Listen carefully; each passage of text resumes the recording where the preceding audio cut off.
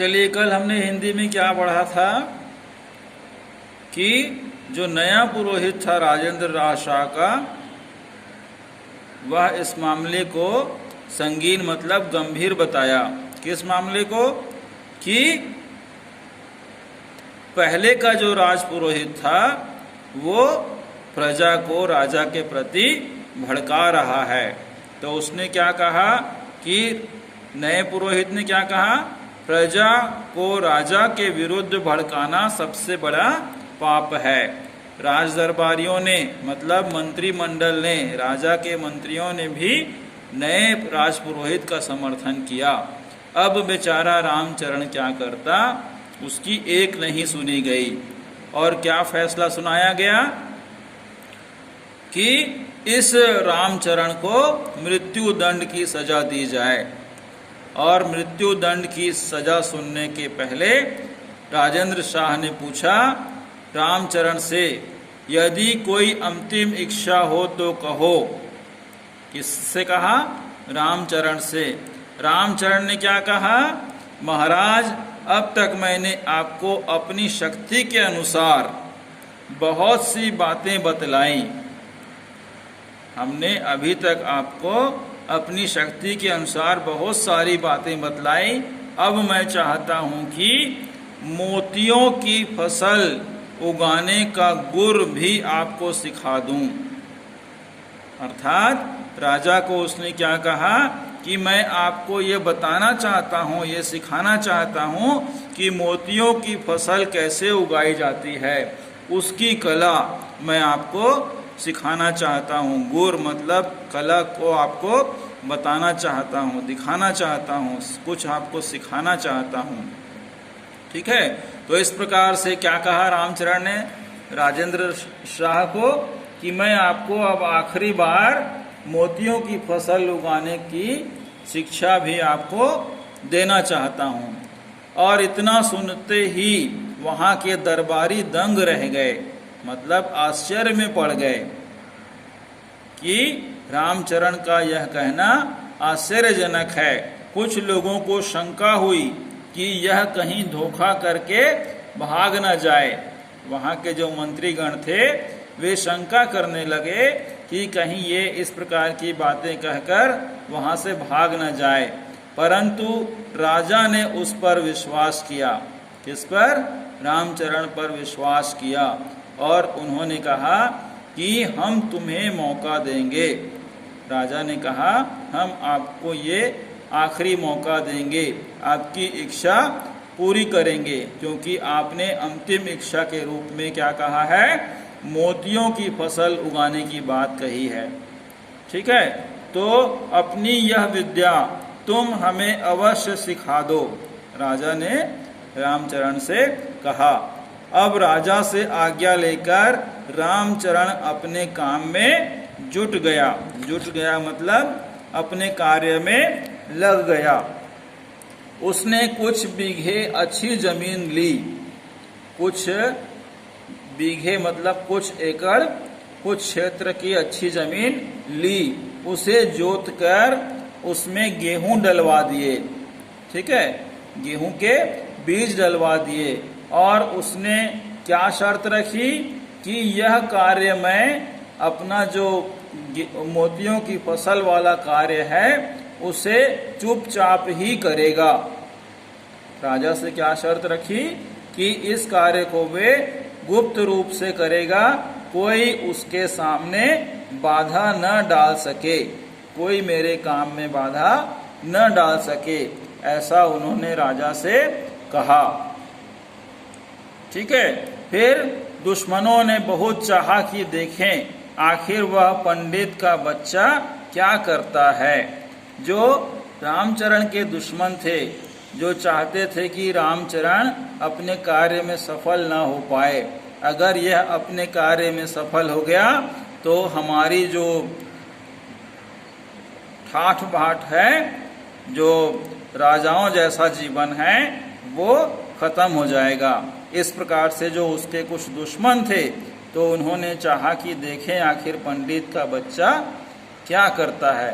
परंतु रामचरण के काम में काम की टोह न पा सके, परंतु उनके दुश्मन जो रामचरण काम कर रहा था उसकी टोह नहीं पा सके। टोह मतलब वे नहीं जान सके कि रामचरण क्या कर रहा है। समय पर अंकुर निकले, समय पर गेहूं के बीज के अंकुर निकले और फिर पौधे बड़े हो गए, पौधे बड़े हो गए, है ना। फिर एक धुंध भरी सुबह को रामचरण, धुंध भरी मतलब थोड़ी सी कोहरे वाली ठंड की सुबह, सुबह सुबह जो ठंड होती है, ठंड के समय में हल्का सा बादलों सा छा जाता है, कोहरा रहता है ना। तो सुबह सुबह राजा को रामचरण और उसके चाटुकर मुसाहिबों को लेकर खेत में पहुंचा। ठीक है। हर पौधा ओस की सुनहरी बूंदों से जड़ा हुआ था। जैसे जैसे सुबह हो रही थी वैसे वैसे गेहूं के ऊपरी पौधों में क्या थी, ओस की बूंदें लगी हुई थी, जो सूरज की रोशनी की वजह से सुनहरी सुनहरी लग रही थी, चमक रही थी। ठीक है। रामचरण ने कहा, लीजिए मोतियों की फसल तैयार। एक मुसाहिब ज्यों ही उसे तोड़ने के लिए बढ़ा, रामचरण चिल्लाया, बोला, ठहरो, यह मोतियों की पवित्र फसल है। रामचरण ने क्या कहा उनके मंत्रियों से कि यह मोतियों की पवित्र फसल है, इसे वही व्यक्ति हाथ लगा सकता है जिसने अब तक प्रदेश के प्रति गद्दारी न की हो। रामचरण ने क्या कहा कि यह मोतियों की पवित्र फसल है, इस फसल को वो ही हाथ लगा सकता है जिसने अपने देश या राज्य के प्रति गद्दारी न की हो, अर्थात दूसरा कोई इसे हाथ नहीं लगा सकता। इस प्रकार से कहते हुए रामचरण ने सभी को रोक दिया, फसल को छूने से रोक दिया। और फिर आगे क्या हुआ, राजा के सामने सभी मंत्रियों के चेहरे फीके पड़ गए, अर्थात उनका चेहरा उतर गया, वे शर्मिंदा हो गए, क्योंकि रामचरण स्वयं चाहता था कि मैं राजा को एक आखिरी सीख दूं, एक आखिरी शिक्षा दूं। ठीक है। कुछ देर तक सभी एक दूसरे की सूरत देखते रहे, एक दूसरे का चेहरा देखते रहे, और जिधर से जाते बना सब चल दिए। इस प्रकार से क्या हुआ, उनके जितने भी मंत्री थे वे राजा के आसपास खड़े तो थे, परंतु इतना बोलते ही कि रामचरण ने क्या कहा, ठहरो, इस मोतियों की पवित्र फसल को वे ही हाथ लगा सकते हैं जिन्होंने कभी अपने देश के प्रति या राज्य के प्रति गद्दारी न की हो। तो वहाँ के जो मंत्रीगण खड़े थे उनका चेहरा उतर गया, वे शर्मिंदा होने लगे, उनके चेहरे फीके पड़ गए, पसीना आने लगा। इस प्रकार से वे कुछ देर तक एक दूसरे का चेहरा देखते रहे, और फिर जिधर से जाते बना, वहाँ से जहाँ खड़े थे वहाँ से आसपास से जैसे भी मौका पड़ा वे वहाँ से जाने लगे। अंत में बचे राजा। आखिरी में क्या हुआ, सिर्फ राजा ही रह गए। उनकी आंखों में आत्मज्ञान मानो चमक उठी। राजा ने क्या देखा कि हमारे जो मंत्रीगण थे वे यहाँ से चले गए। अब राजा को आत्मज्ञान का अनुभव हुआ। दूसरे ही पल उनका मस्तिष्क पंडित रामचरण के चरणों में था।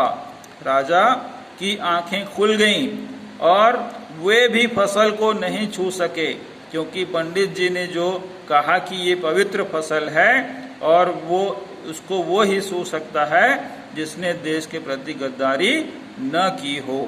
इस प्रकार से राजा को आत्मज्ञान हुआ, मतलब आंतरिक ज्ञान हुआ कि मैं अपनी प्रजा के प्रति, अपने देश के प्रति निष्ठावान नहीं रहा।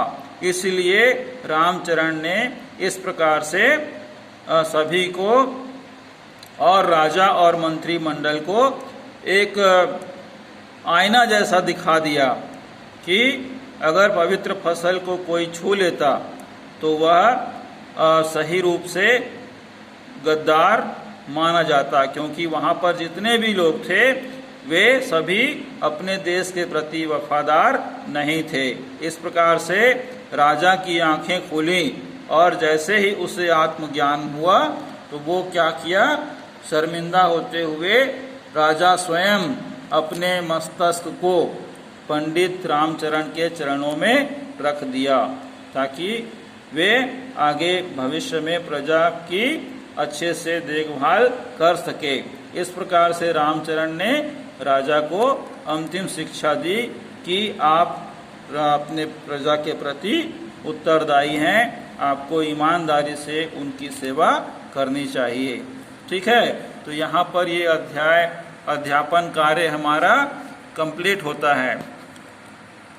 आगे हम आपको इनके प्रश्नों के उत्तर लिखवाएंगे और आप उसे फेयर कॉपी में लिखेंगे। ठीक है, आप सभी अपना ध्यान रखिए और एक बार इस कहानी को पूरा सुनिए, लोक कथा को पूरा पढ़िए और इस प्रकार की शिक्षा आप लोगों में भी बांट सकते हैं कि हमें अपने देश के प्रति, अपने समाज के प्रति वफादार होना चाहिए। हमारे जो कर्तव्य हैं वे हमें पूर्ण रूप से निभाना चाहिए। ठीक है, इसी से ही हमारा मानव जीवन सफल होगा, अन्यथा हम सफल नहीं माने जाएंगे। ठीक है, आप सभी अपना ध्यान रखेंगे। आपका बहुत बहुत धन्यवाद।